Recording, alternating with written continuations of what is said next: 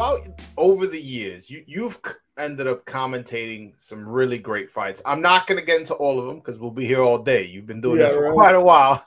But I do want to stop at certain fights. I want you to tell me what you remember, how was that experience, and you know, so on and so forth. So we'll start off with the best 3-round fight of all time. And I challenge anybody to find a better 3-round fight than Hagler-Hearns. Yeah. You did that with Al Michaels. Talk to me about that experience. How was that?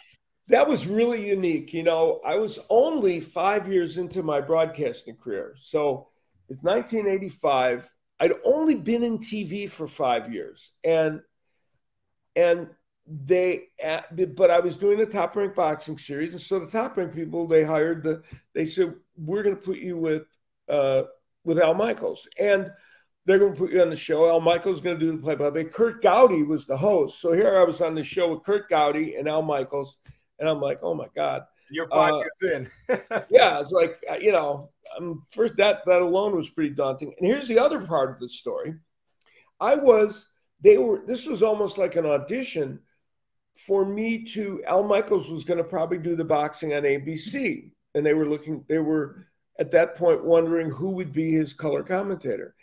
It was a little bit of an audition to see if ABC would hire me.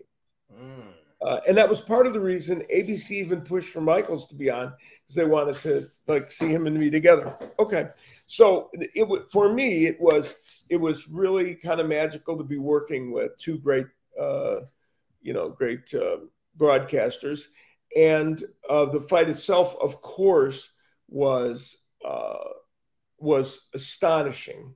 You know, it was one of those nights that if you're a part of it, you could never forget, because the electricity, you know, they had that outdoor arena at Caesar's Palace.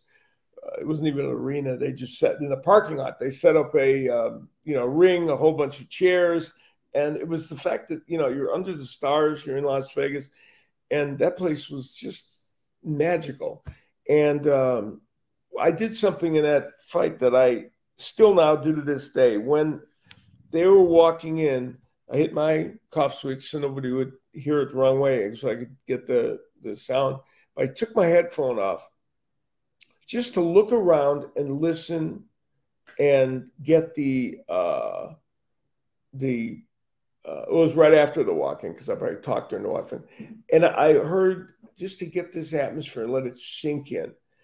I did it just when they were getting ready to get their instructions. And I do that now in almost every fight I do. I just want to get a feeling for 2 seconds of what's it feel like in this arena right now. And I did it then because I felt so lucky to be a part of it. I wanted to have some organic connection to it. It was really remarkable. And everybody on the planet was at that fight. Gary Shandling, who later became a good friend of mine, he has a great line. He said, you know, he had to go do his show that night at Caesar's Palace. He was he was performing with Joan Rivers. And he said, yeah, you know, I only had time for a 3-round fight, so that was good. They tailored that fight perfectly for him. That's amazing. That's amazing.